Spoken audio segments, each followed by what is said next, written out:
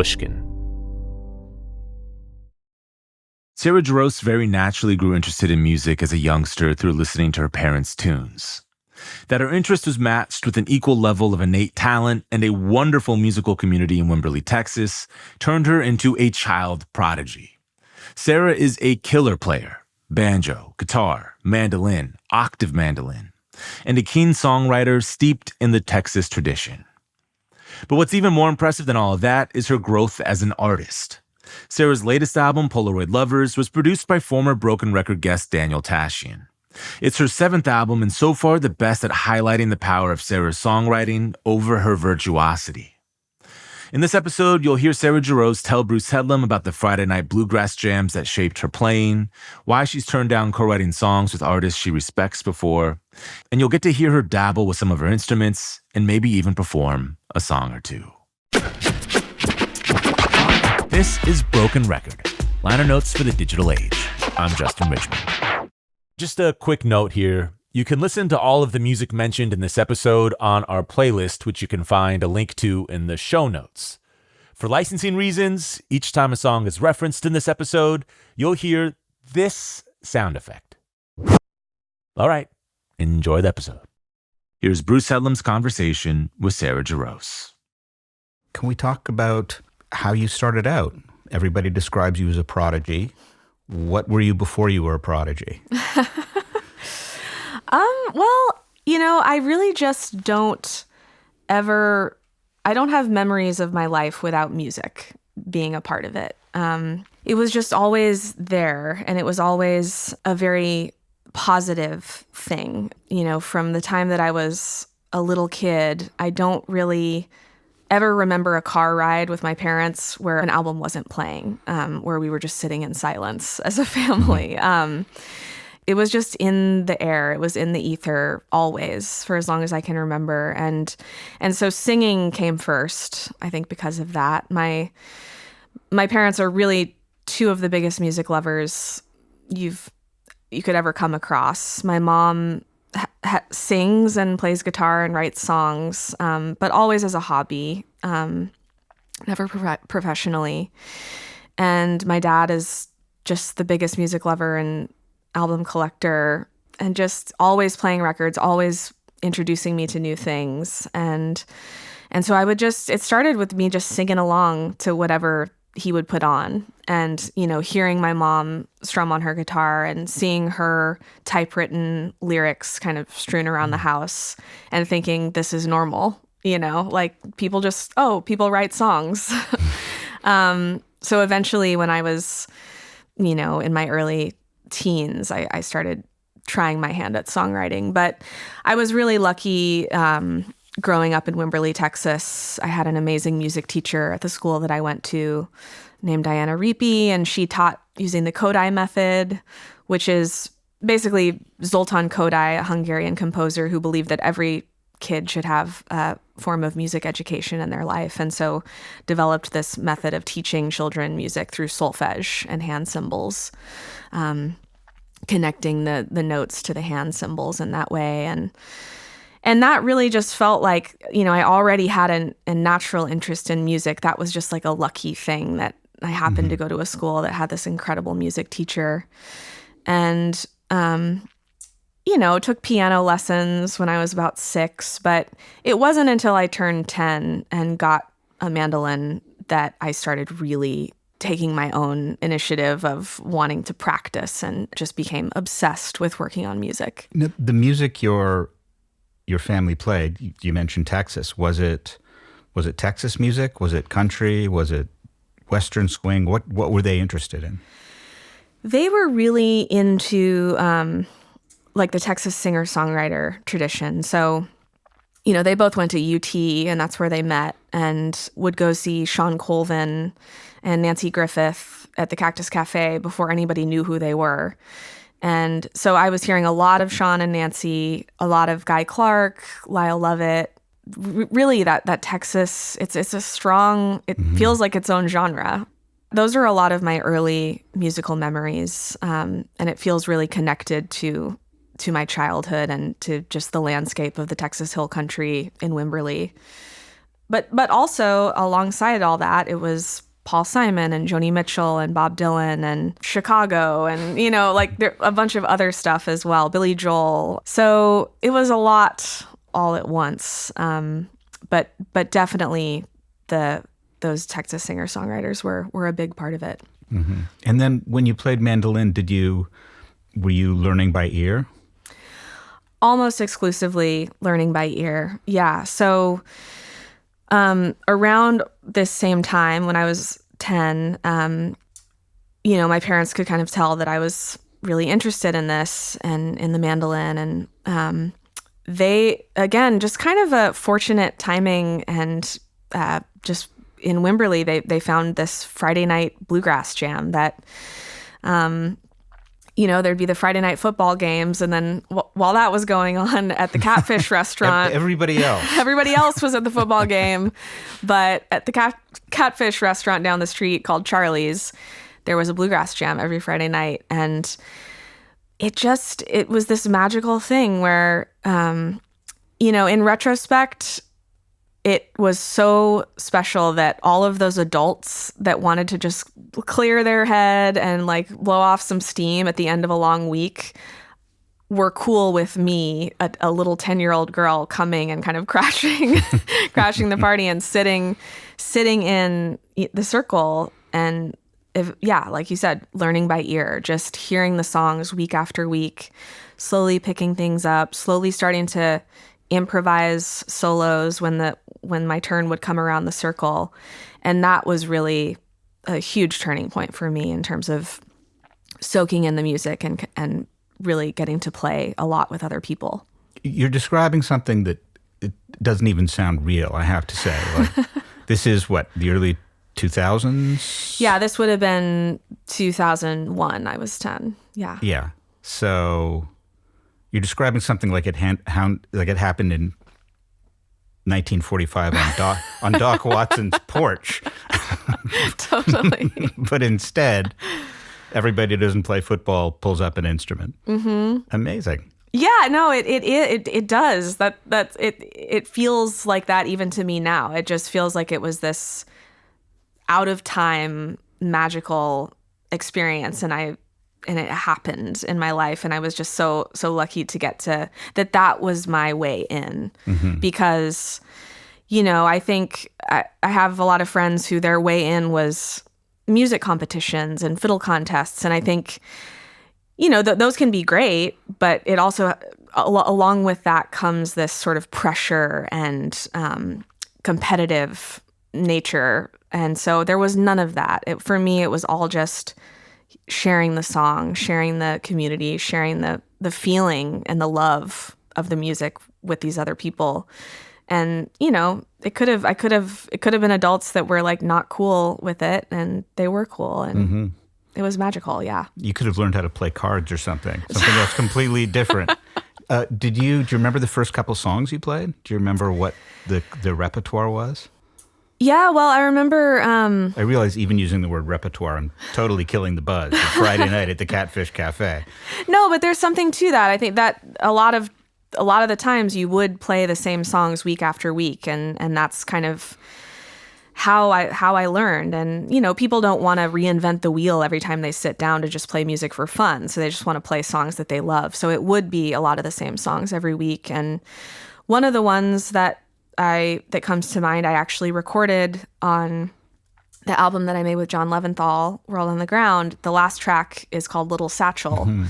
And that was a song that the leader of the jam is this guy, Mike Bond, who's just the most wonderful guy, just so warm and kind. And he would sing that every week. And I just have this memory of it just lit me up. Like I was just hearing him sing that song was a turning point, and I would ask him to sing it every week. And then just through hearing him sing it every week, I learned it. And, simultaneously to that, Bernard Malberg, who was the banjo player, would sometimes just hand his banjo over to me and kind of show me how to play clawhammer banjo, and just those little moments. And then other people would sing John Prine songs or Jerry Jeff Walker songs. I would sing, Blue Night and Blue Moon of Kentucky and Rocky Road Blues. Every song has blues or blue in the title. Can I totally put you on the spot and ask for a couple of bars of Little Satchel? Yeah, that's totally fine. All right. That would be magical. Oh, it's beautiful. Now, so you played the mandolin, and then you got the octave mandolin. Can you tell me a bit about that? Yeah, so mandolin was my focus for most of my teens, and just initially kind of like finding my way into music on my own. And then actually before the octave mandolin, I played a lot of guitar and a lot of banjo.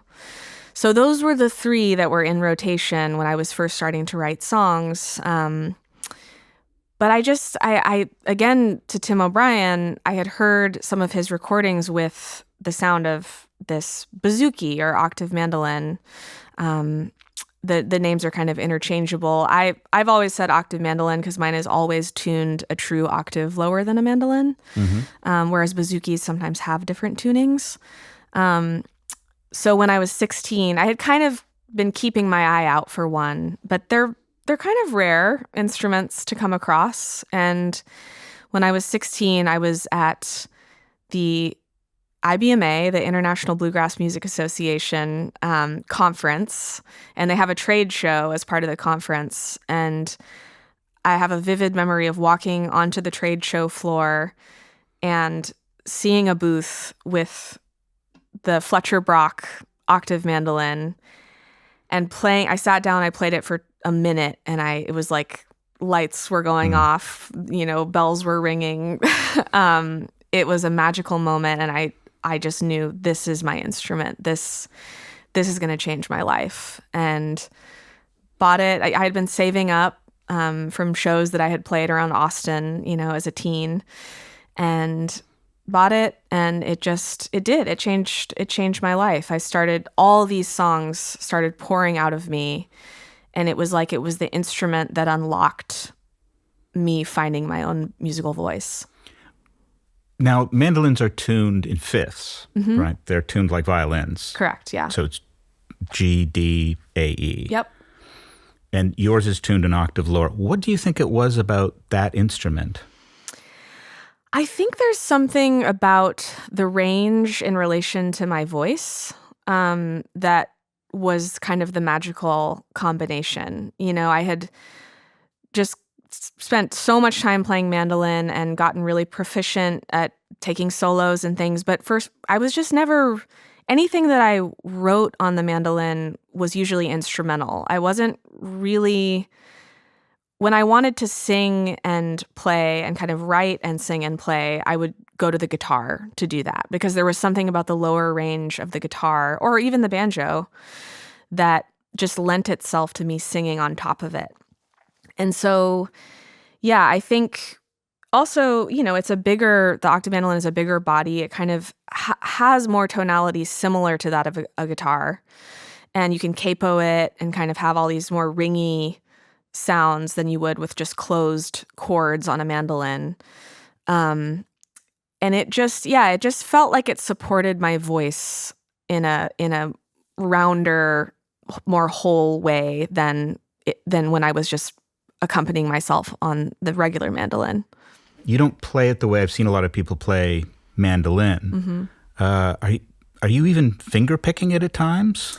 I have occasionally. Usually I'm using a pick though, but I've started to experiment with. So you've done some patterns on it, like almost like Travis picking? Well, it's different. It really is more like Travis picking. I don't actually know how to Travis pick. I would say it's more like cross picking, where you're using one pick, and I can demonstrate it if you want. Sure, why not? Okay. It's probably easier to do it then. And yeah, to your question, that this cross-picking motion actually felt like it unlocked something for me. So what I will say about the tuning of my particular octave mandolin is that, I'll take this capo off for a second. So we talked about how it's G, D, A, E. But when I got the Fletcher Brock octave, he had it tuned in the G's and the D's are also in octaves. So, but then the A's and the E's are unison. So there's something about that when you put the cross picking motion in there, you can kind of grab the higher octave. So as opposed to just if they were all tuned unison, it would sound like, for instance, my song "Build Me Up from Bones."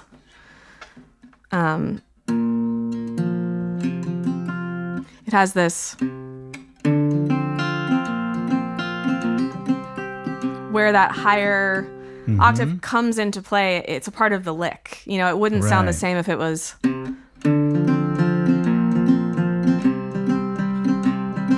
It's nice.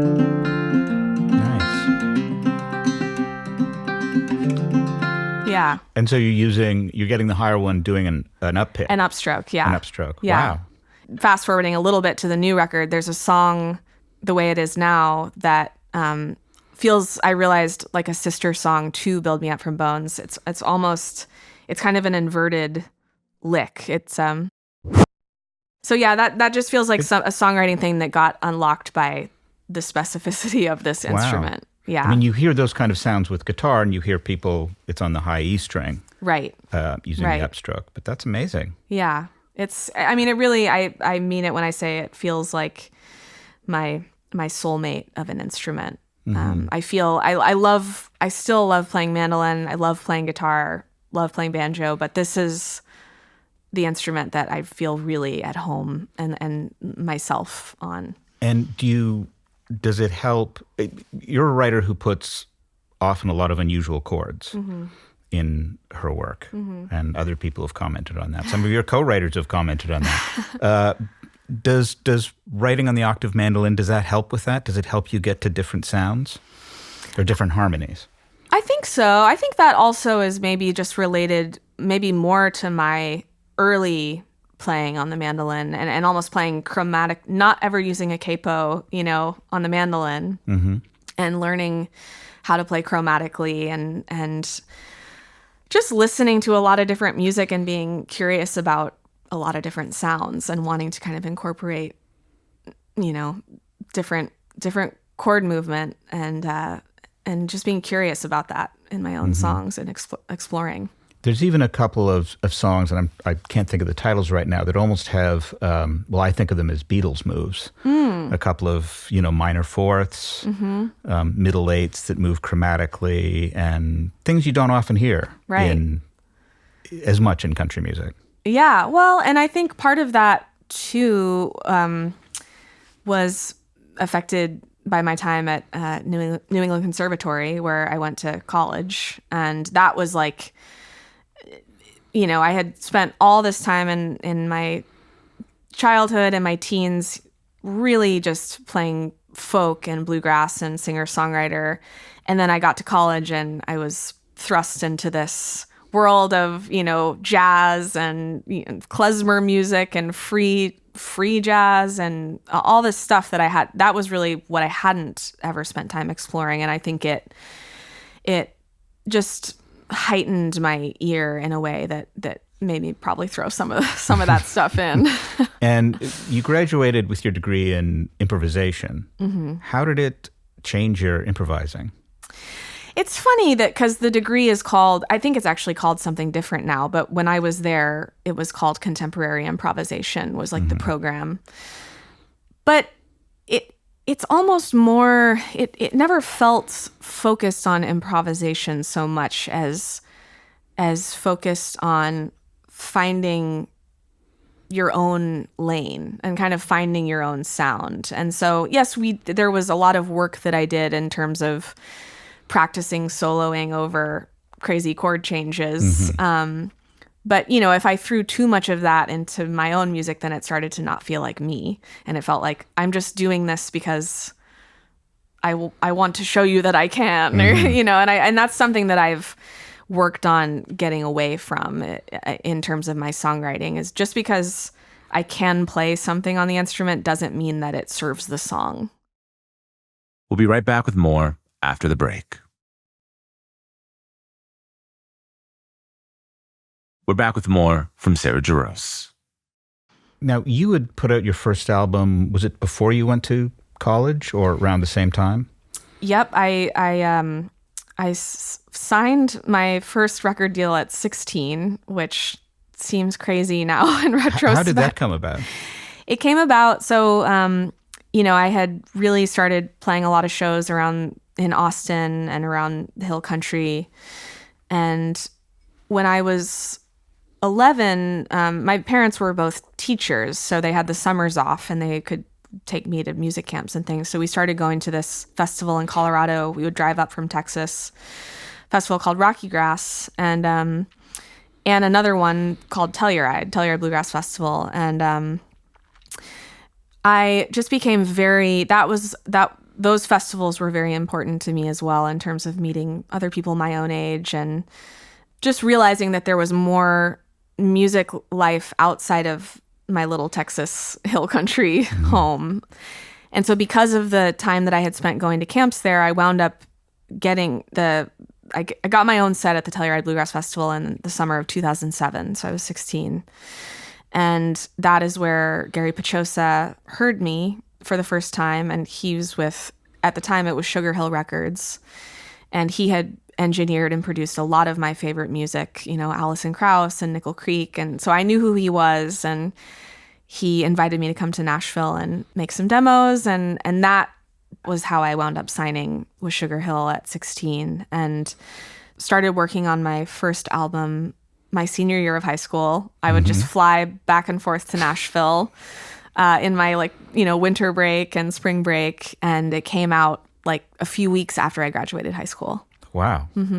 That's really intense. It was, yes. But there must have been people, speaking of choosing a lane, who said, you should go to New England Conservatory or you should record more albums.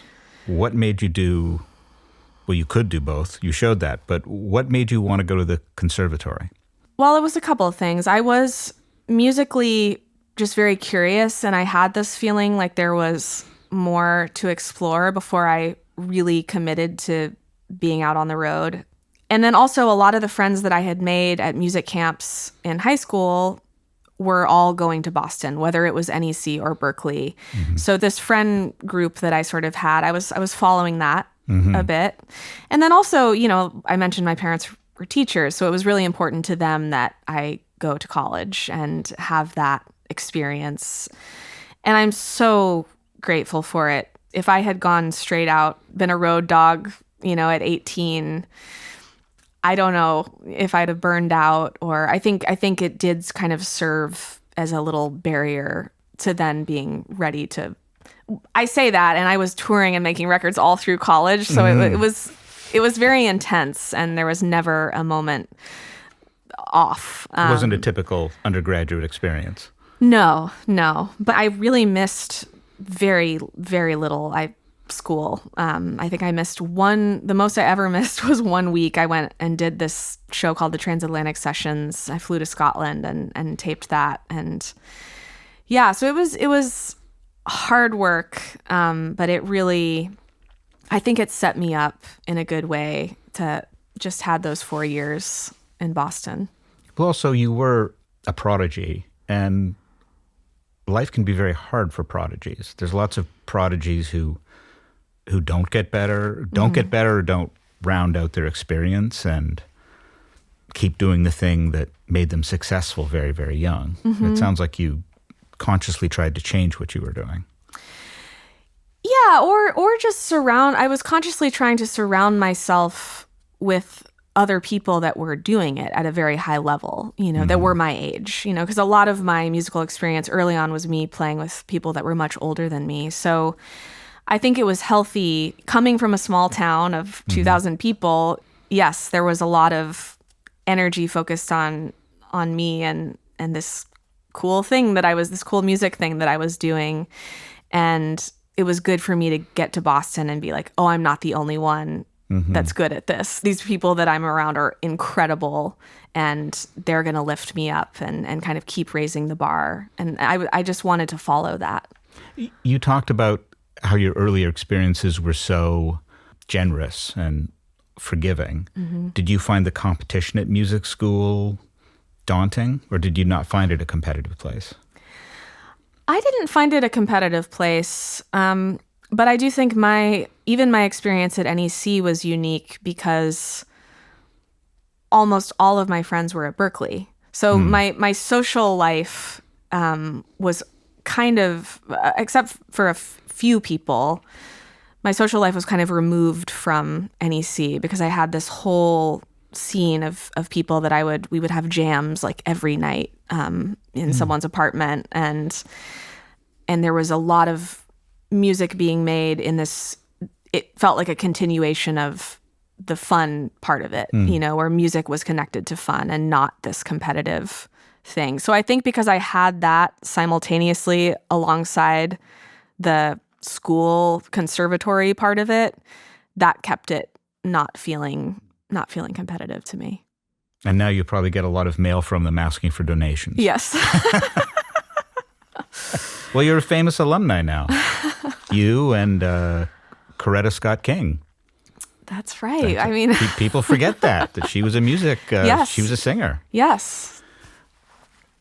So you mentioned you studied some harmony as well. Your new album is very much more in a kind of anything I say is going to sound, I don't mean any of this to sound pejorative, but it's much closer to that kind of three chords and the truth ideal of country music. So tell me a bit about how you ended up doing this album. Yeah, I think, well, it feels very related to my move to Nashville. So after Boston, I moved here to New York and lived here for 7 years, had the best time. And when the pandemic came, my now husband had moved to Nashville ahead of me. We met here in New York, and he's a musician as well. He plays bass on the new album. And so, when the pandemic, the first week of the pandemic, he was already in Nashville, I thought, I'm just going to get out of the city and, ride this out, thinking, what it's going to be three weeks maybe at the most. And then, fast forward, never left. And that's all very much captured in the song Columbus and 89th on the album. Kind of realizing in the rear view that was like turning the page to full on adulthood. And my youth felt very connected to living here in New York. And then it was just all of a sudden I was living in Nashville.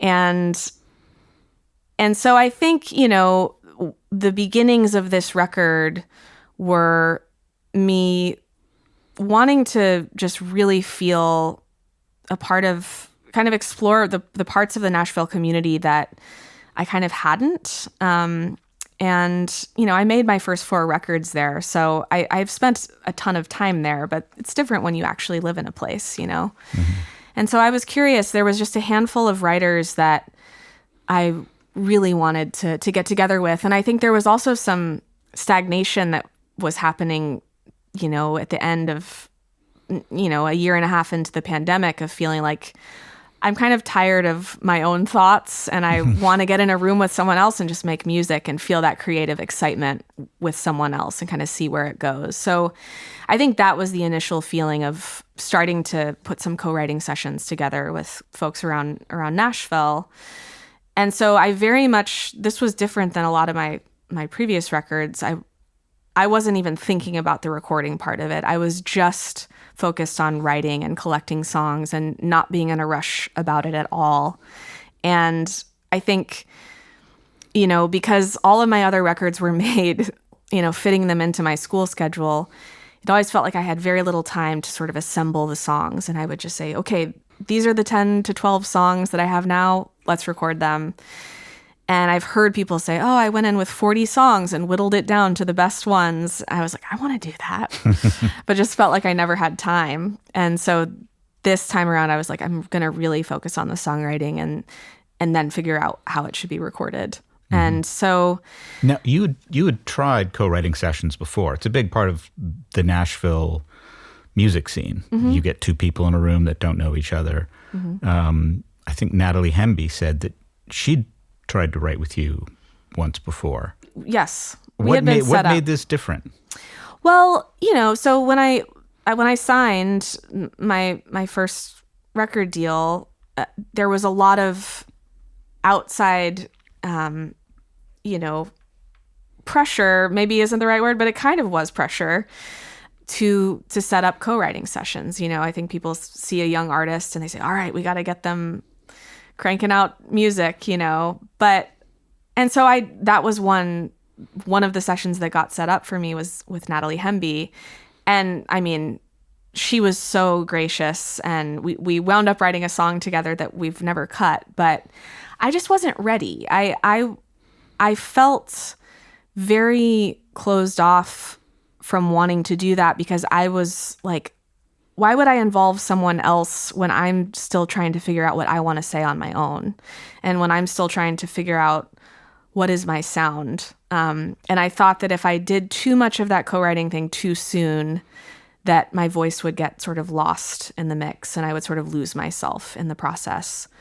So fast forward to this record, I feel like I have a much better sense of my musical identity and what I can sort of bring to the table and what I want to say. And so I felt like, whereas before I felt like there was something to lose, I felt like there's nothing to lose from sitting down and just being creative with someone else and seeing what happens, seeing where it goes. How were you able to resist that on your first few records? I just always had a strong internal compass. And I think I had enough because I had gotten this instrument, the octave mandolin, at 16. I had enough of my own songs that I had written on my own that I had the confidence in those songs that could sort of keep me grounded and say, I'm not ready for that other thing. I want to keep following this and seeing where it goes. And I think it was, nobody does anything alone. So it was that in combination with a couple of key people who, when I said I don't want to do that, they listened. And, and there was a lot of trust and, Gary Pachosa being one of them, a few people in those early days of record making who allowed me who trusted me and allowed me to follow my own arrow, so to speak. You have very complex lyrics. Where does that come from? What are your influences lyrically? I'm almost wondering if they come from outside music because they seem very novelistic at times. Initially, my lyrics felt more confessional, almost more, as when people start writing in their teens, you're almost writing a song like it's a diary entry, and almost like it's a poem in a way. And I think, I've always just been, I have taken a lot of influence lyrically, I think hugely from Paul Simon, a lot of Joni Mitchell, and a lot of James McMurtry, who is, you say novelistic. He's like the first person that comes to mind when I think of a songwriter who writes, you could almost just read the lyrics on their own and it would be a rich experience without the music, And so I'm just kind of, I'm so inspired by that. And I try to take little bits of that and see how it sprinkles into my own music. I mean, you have so many beautiful images in your music, in songs like Build Me Up and Orange and Blue, which is a big favorite of mine. Really so much in the World album, but Gone Too Soon and Early Morning Light on previous albums. Are you the sort of person who just walks around with a notebook and writes that down and says, yeah, someday that's going to work into a song? Yeah, I mean, I actually utilize the Notes app on my phone a lot. I don't always have a physical notebook with me, but very much so. I mean, a song like Build Me Up from Bones is a perfect example of that, where I was living in Boston when I wrote that song, and I remember walking down the sidewalk and seeing the fingernail moon in the sky and having the thought of the line, "The moon's a fingernail scratching on the back of the night." Mm-hmm. And I just wrote that down. And then, went about my day. And then, maybe a few days later, a week later, was going back through and saw that. And I was like, oh, there's something to that. And then had that lick. And yes, so I think sometimes for me, the lyrics and the music come separately, not always. And that was an interesting thing with the co-writing experience on this new record, is that they're often coming at the same time. But I think when I'm writing on my own, it's a lot of collecting just lines or a paragraph or just thoughts and snapshots, and then having a recording of just the music part separately as well, and kind of seeing what works together after the fact. You've also done some great cover versions. You've done Radiohead. I think you've done U2. Mm-hmm. You've done Nirvana. Did you do I haven't done Nirvana yet, but Crowded House. I'm doing a Massive Attack cover on my current tour. Mm-hmm. What does it help your own songwriting doing those? Does it help your touring? What does that bring to the table? Very much so. I think, well, that's actually my relationship to cover songs feels connected to this record, to the new record in a way, in the sense of, I've always loved learning songs that I love and that I want to play and that are fun to play. And I think with this record, I had this feeling of I want to try to write songs that are fun to play and that are satisfying to play, and that maybe are simpler in nature, in melodic nature and chordal nature, but it also does feel connected to the pandemic of not being able to perform for so long, of imagining being on stage and what's going to be just so satisfying and fun to play live. And that's how a song like Runaway Train came about, just instead of having to turn to a cover to have that energy or that spark in the set, what if I just tried to write it myself? Mm-hmm. But they feel big. Yeah. They feel like big songs. Yeah. I mean, and that's what I wanted. That's what I was going for. But to the cover question, I think that has, up until this record, I've turned to covers in my live show to kind of create some of those bigger moments, because I think my own songs have felt more intimate and more moody, if you will, or melancholy, and I love that, and I never want to lose that part of my songwriting heart. But there's also the element of examining the music a lot of the music that I love to listen to, and kind of how to strike that balance between a song that is very musically satisfying, but maybe that somebody can just grab onto and understand in a more instantaneous way, if that makes sense. After this quick break, we'll be back with the rest of Bruce Headlam's conversation with Sarah Jarosz. We're back with the rest of Sarah Jarosz. You wrote Runaway Train with John Randall. Uh-huh. Tell me about writing that song.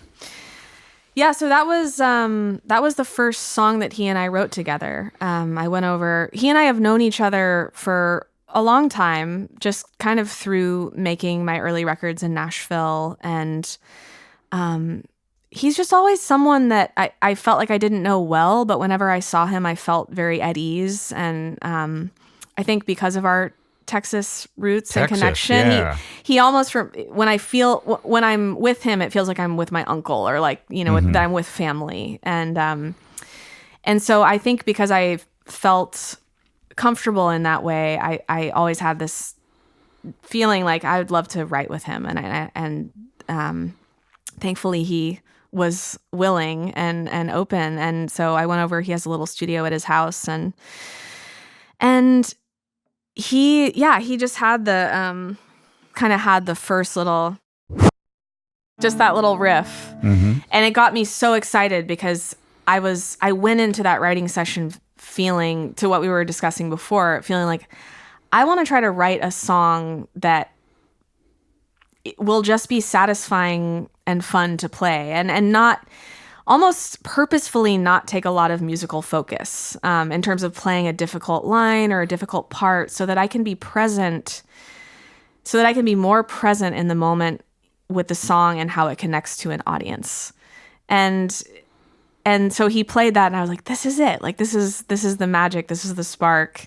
And it just, it kind of rolled from there. And that was very much a song where it felt like the lyrics and the music was sort of coming at once.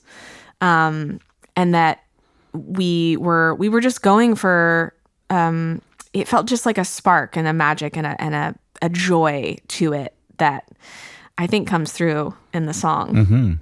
It's interesting you say that, because particularly with your more bluegrass inflected music, often that can seem very maybe churchy. People handing solos back and forth. Not that the audience isn't excited, but it doesn't bring them in the same way as something like this, which is like your band, 4 people facing the audience, just kind of letting it rip. Yeah, 100%. I mean, I think, and that's what I was really sort of almost studying in a way, and that I've always been aware of, but I think I was paying attention to that musician audience connection in a way that I hadn't really spent time thinking about before, where, I don't know, John Prine keeps coming to mind, where, there's just so much space and simplicity in the song that invites the audience in, and they feel like they're a part of it. And it's not heady or above, it's not trying to go over anyone's heads or with being impressed by something. It's trying to create the space so that the artist and the audience can have the moment together, because it takes both to create that, And so I think, I was just trying to figure out, how can I feel like this is my own voice, but I'm trying something new and creating this space for that. And how does it feel when you play it live? It feels amazing. It did. I think that goal was accomplished. I've been having more fun playing live on this tour than ever before. I really just feel like these songs ground me in a way on stage, that I'm just paying more attention to the audience than ever before. I think before, when I was younger, I was so concerned with everything being perfect and not messing up, and just kind of looking inward the whole time, closing my eyes, not looking out at people. And there's just something about these songs that really allows me to just look out and have the song be the bridge to each other. And then the other awesome thing that I wasn't sure of going into these live shows on this tour was, how would my older songs fit alongside these new songs? And that's been such a joyful realization, is that it feels totally seamless, and they all feel like me, and they all feel like they belong alongside each other. Interesting. This is a total aside, but of all the people I've seen, I was never a big Springsteen fan. I don't know if you've ever seen him live. I have never seen him live. I would love to. I've seen lots of great groups. I've never seen anybody establish that audience connection better than him. It's unbelievable. There's no kind of joking. Well, there are joking asides with his band, but there's so much energy focused out. It's kind of overwhelming. And I saw him years ago with like Sting and Peter Gabriel and Tracy Chapman, all these great people. But then he comes out and it's just a different. I'd never seen anything like it. Wow. And you can understand why people get sort of addicted to it. Right. Right. And he just has, I don't know. I mean, people love the songs. There's lots to love about him, but it is kind of that thing you're describing. It's overwhelming with him. If you ever get a chance to see him, you should. Oh, for sure. I'm gonna try to figure out a way. Just to get that kind of whatever it is, whatever you're talking about. It's kind of amazing. I also have a theory that it's all his pre-choruses. If you listen to his songs, like particularly on Darkness on the Edge of Town. Yes. It's more the pre-choruses are unbelievable. And by the time you get to the chorus, he could be giving you his laundry list. Right. It's sort of like I've never noticed that before with other artists, but I'm like, oh my God, it's like the way he winds people up before the setup.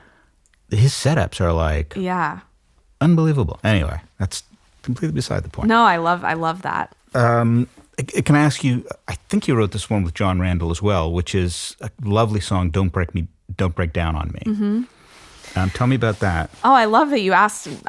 Nobody's asked about this song yet, and it almost feels like the deep cut of the album. I love that. It's very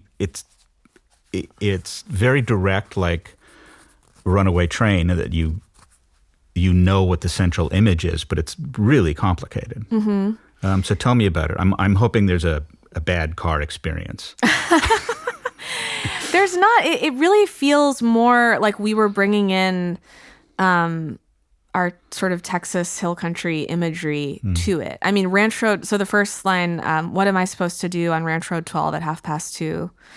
Ranch Road 12 is the road that runs through Wimberly, Texas, where I grew up. And John knew the road, And then actually also in Runaway Train, I say, no lazy river. What's the lyric? No lazy river, no Sunday drive, no wading in a Blanco stream. The Blanco River is the river that runs through Wimberly. So we kind of injected that imagery in there. This one just felt, it was almost like the opposite, whereas Runaway Train is this joyful, like the beginning of a relation, kind of the chaotic, fun beginning of a relationship or an experience with another person. This is the flips, the 180 of you've been with someone and it's this feeling of do not give up. Like, don't give up on me. We've been through so much. Don't give up now. And I think, there was just something about thinking about the hill country at night, that landscape that felt like that feeling. Or that evoked that feeling.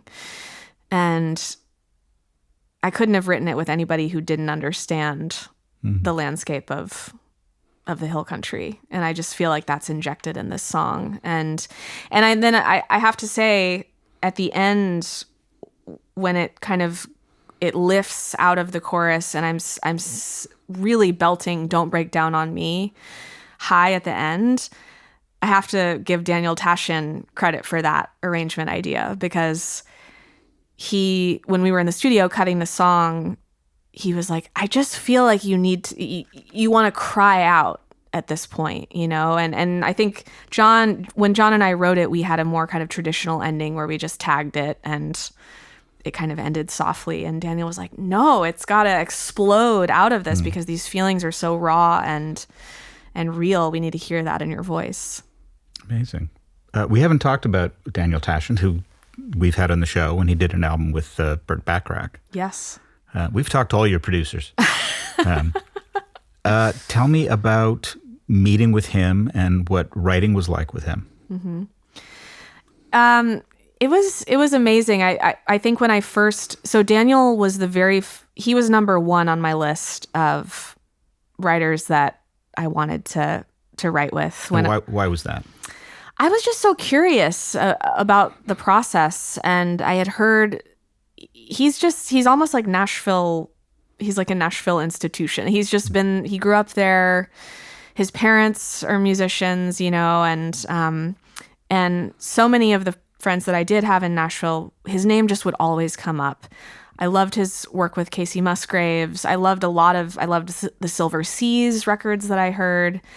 I was just very curious about what it would be like to sit down with him, and he wound up being the first person. I kind of had, basically what happened is I set aside this week in March of 2022 where I said, I'm going to set up 5 co-writes Monday through Friday. Every single day I'll get together with a different person and just see how it goes.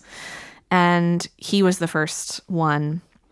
And it was just, initially it was funny because I felt like he was like the John Leventhal of the South, where his setup was very similar to John's, like in his home studio, where everything was just kind of plugged in and ready to go, so that you could just, as you were writing, you were also simultaneously demoing, and both were happening at the same time. And I loved that process with John when we made our record together. So that was exciting to me because I felt like, okay, I know this way of doing it now, but it's with a different person and kind of some new energy. And so the first song that we wrote was Take the High Road.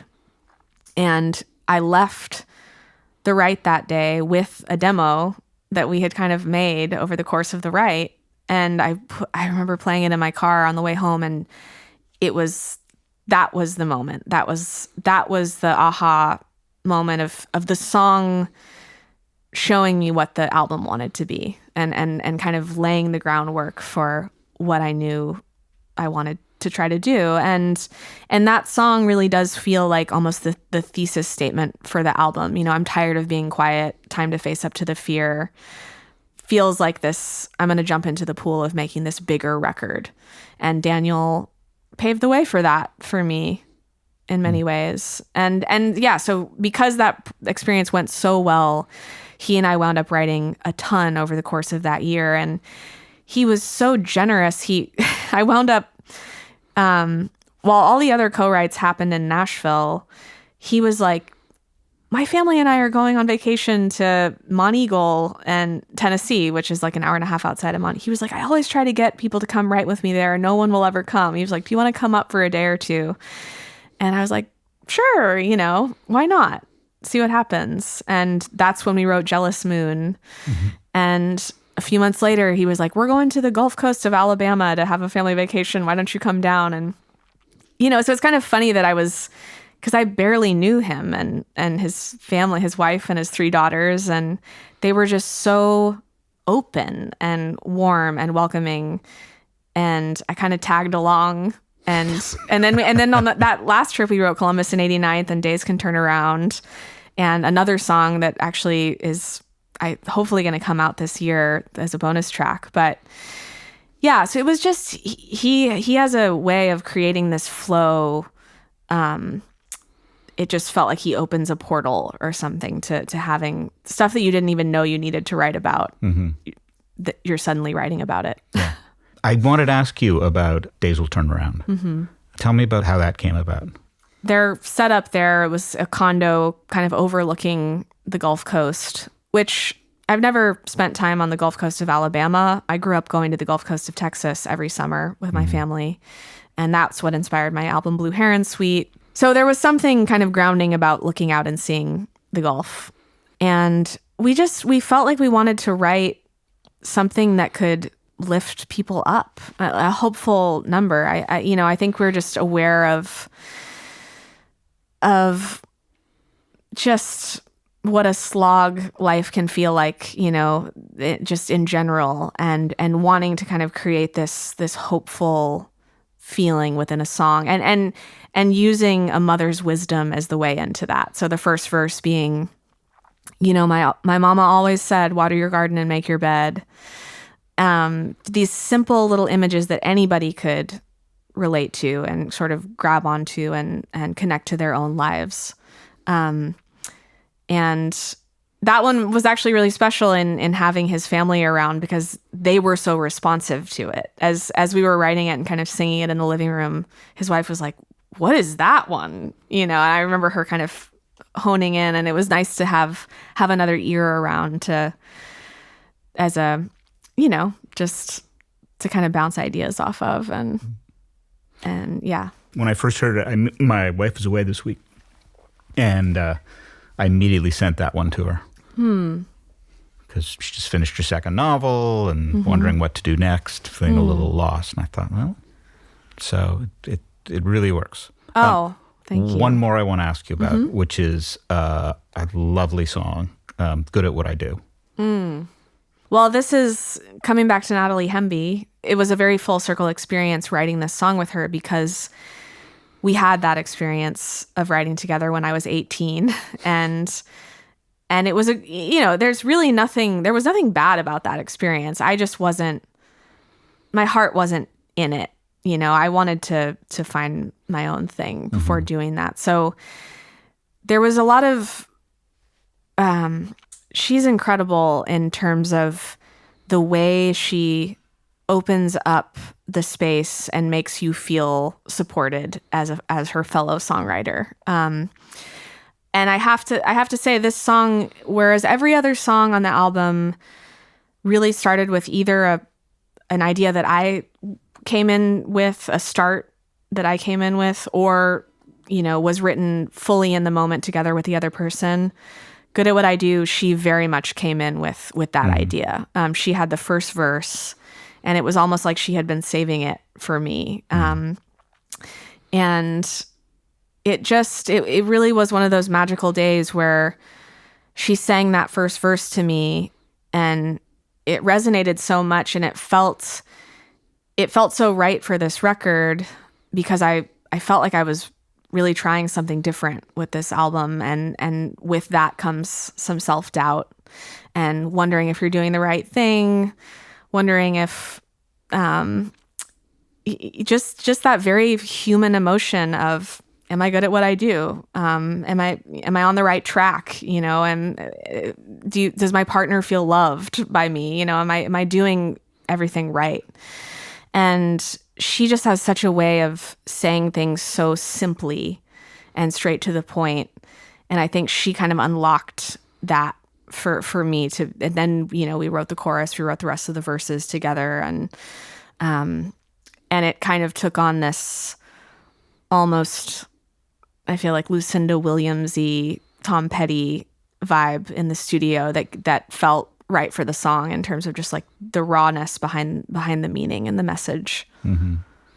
Okay, I'll put you on the spot. Who is the writer you want to co-write with now? No disrespect to any of the people you wrote with. Is there a wish list? Well, I actually do honestly want to write with all the people that I wrote on this album again. The first person that comes to mind, or just even, I don't know if it's writing or just having a musical moment with, is Bonnie Raitt. Oh. She is someone that I've always looked to as the connection between her voice and her instrument, and the way that she puts those out into the world has always just seemed like magic to me. And I've always looked up to her, and I've gotten to meet her, and she's so lovely. So but to actually share a musical moment with her, I think she's the first person that comes to mind. And she just won a Grammy for songwriting. I know. It was absolutely incredible. I know. Well, and you've got, how many Grammys do you have? 4. That's a lot of Grammys. Okay. It's Beyonce than you. Would you play us something? Anything you like? Absolutely.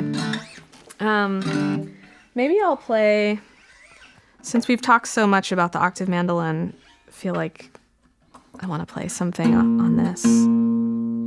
It's cool to be able to have the opportunity to try to play these alone, because I haven't really done much of that.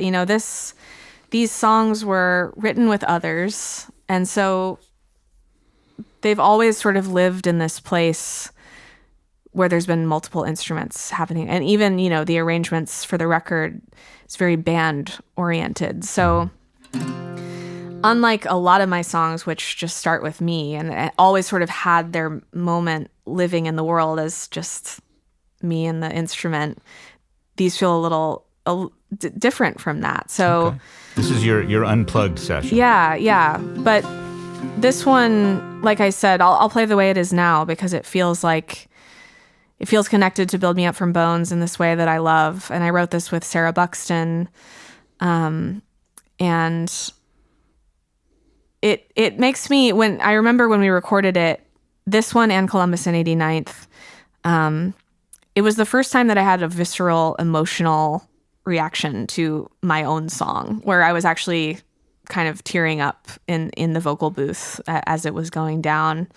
And I think it was just because these lyrics felt so connected to something I feel all the time, which is life is just can be so overwhelming, and it can be very hard to remember to just be present in the moment. And even the pressures of social media and feeling like you have to just create content all the time. I talk about this with a lot of my musical friends. It's top of mind for us, wanting to not lose sight of what's important and not lose sight of the music and staying on the path and not getting distracted from that. And so, yeah, this song just really kind of encapsulates.